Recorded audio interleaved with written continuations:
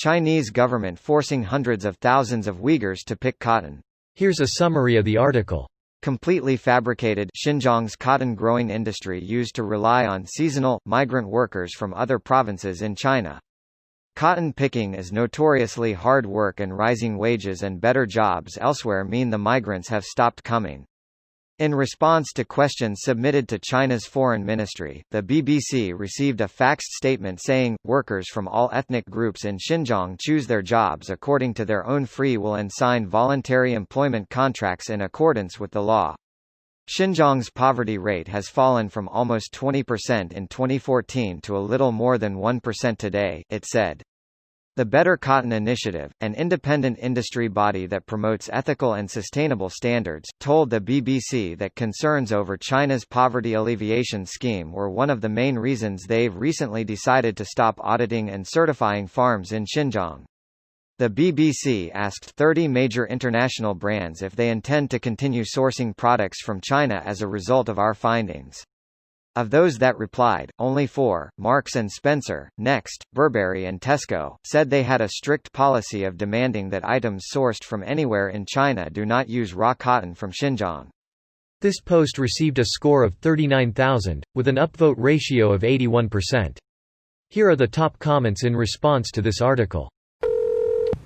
This is so funny. Reading the Chinese part of this news in the background gave a completely different story. What does China say about this? First, renchi does not have an English equivalent, but it means person instance, e.g. a factory with 100 workers will count 500 renchi for labor in a 5-day working week. Confusing this term with population immediately strikes me as alarming because the article editors clearly had no Chinese speaker on staff. The same applies for the scary-looking phrase "labor is glorious." It may look like Arbeit macht frei, but this is one of the most common Mao-era propaganda that became ingrained in the Chinese vernacular. First, Sudsworth is their long-term China correspondent, and he has done great work here, but he doesn't speak Chinese well, and not asking a Chinese speaker to proofread is borderline unethical. Millions of people will see it and take it as true because of BBC's reputation, and since they don't speak Chinese, the vast majority of readers cannot fact-check them, and this is a huge problem. It sounds to me like a close English equivalent from what you described would be man-hour. This sounds more like man-day instead of hour, but it seems in the same vein. Actually, a close example would be how service providers describe user statistics. An airport served 1 million passengers, but it doesn't mean 1 million distinct people but rather 1 million instances of travel. So McDonald's saying 1 billion served means 1 billion burgers, not people? 1 billion restaurant instances. Transactions? Macro transactions.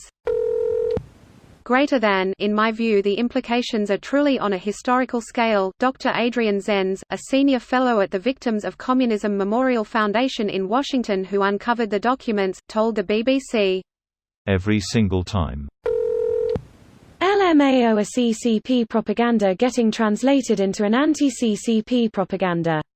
And get reposted several times for karma. This is the way." Whoa. An anti-China post where the top-rated comment is actually calling out Adrian Zenz? What alternative reality did I jump into? Mind filling me on what Adrian Zenz is all about. I'm still left confused after a Google search. Adrian Zenz works at a U.S. think tank called Victims of Communism Memorial Foundation and is a right-wing evangelical who believes he is led by God to destroy China.